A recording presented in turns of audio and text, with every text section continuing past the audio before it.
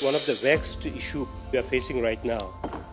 That was out of the right to education, जहाँ पे आपने खुद ही बताया कि हर गांव में स्कूल होना है. So this has not only been problem with the education department. In a lot of forum, we had tried to express our problem, what the northeastern state faces, because of this one-size-fits-all policy of Government of India. Before I took over the charge of Education Minister also, मैं अपना constituency में I've advocated closing down of schools where there are low enrollment or zero enrollment. तो अभी भी मैं आज ही सुबह मैं अपना एजुकेशन डिपार्टमेंट जो हमारा डिस्ट्रिक्ट का है उनके साथ भी मैं बात करके I said if I have to do something, the charity should begin from home first. तो मैं बोला मैं पहले अपने जगह में ही शुरू करूँगा. तो वहाँ पे I have already ordered to close down all the low enrollment. Public का रेजिस्टेंस होगा लेकिन मैंने बोला करना है. I have to set an example to urge our other members and other communities and the other people to follow the suit. तो उसको लेके already there was an initiative by the education department. Already 600 schools already closed down है. And we are further under the process of identifying all this. क्योंकि हमारा मानना है कि हर गांव में स्कूल बनेगा. वहाँ पे सबसे बड़ा प्रॉब्लम हमारा ये है कि गवर्नमेंट का रिसोर्स स्कैटर हो जाता है. इसके बाद हमारा जो ह्यूमन रिसोर्स डिस्ट्रीब्यूशन सब जगह दे देता है. जहाँ पे कोई 2-3 बच्चा है वहाँ पे 1 टीचर 2 टीचर, और जहाँ पे बहुत ज़्यादा कंसंट्रेशन है वहाँ हम टीचर नहीं दे पा रहा है.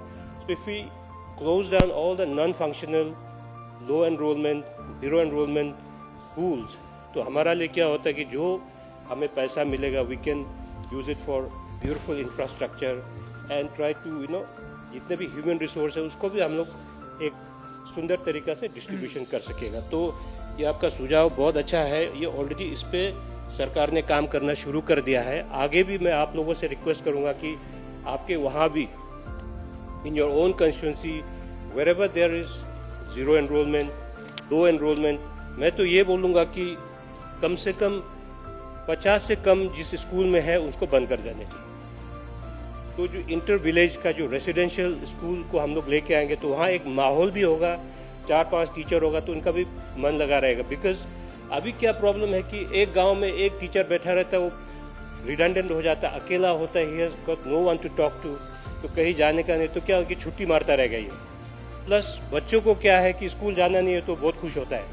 तो पेरेंट्स भी अगर घर से बच्चे भेजेंगे स्कूल में, अगर बच्चे को कभी काम लगा दिया, जंगल भेज दिया, नदी भेज दिया, तो इन द नटशेल मेरा ये कहना है कि until and unless we have a beautiful atmosphere of a school where we have the residential facility, where we have the facility for sports activity, where we have the facility for good library, we have a facility for good auditorium and teaching and learning material का पूरा जो एक composite comprehensive हमारा जब तक एक infrastructure in a hard and soft form में नहीं होगा तब तक हमारे लिए बहुत दिक्कत होगा. We have merged 326 schools, उसमें 398 zero enrollment वाला भी है. अभी तो we are identifying, and like I said yesterday also, it's not only about closing down the school, it's about understanding the infrastructure का क्या status है, कैसा करके उसको और augment करेंगे या new infrastructure बनना है. We are doing a lot of research and getting a lot of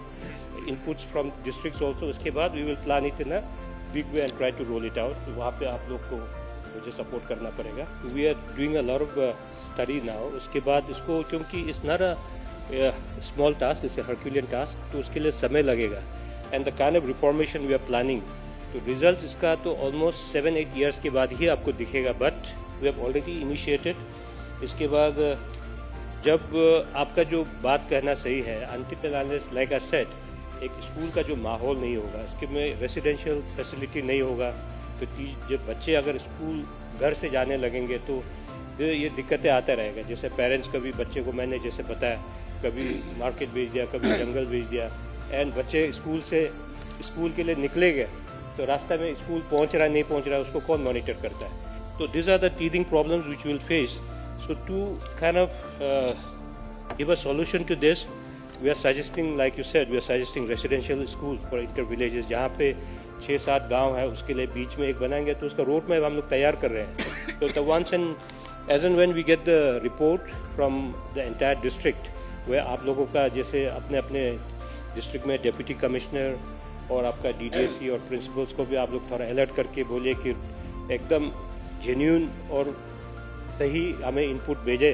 तो उसके बाद हम लोग बैठ के काफ़ी मंथन करने के बाद जैसे हमारा एक ऑनरेबल मेंबर ने भी बताया कि जैसे हमारा सारा 60 एमएलए को भी बिठा के बात किया जाए, तो after the assembly session is over, तो एक सूटेबल टाइम देख के आप लोगों से भी मैं बैठूंगा, आप लोगों के साथ भी बात करूंगा। Like I said, will be roping in the CBOs and the students union, all the stakeholders, try to understand their perspective also and try to get input from them and try to understand how best we can frame a policy to improve the education scenario। क्योंकि जिस तरीके से question assembly में आ रहा है, इससे पता चलता है कि आप लोग कितना सीरियस है एजुकेशन को लेके।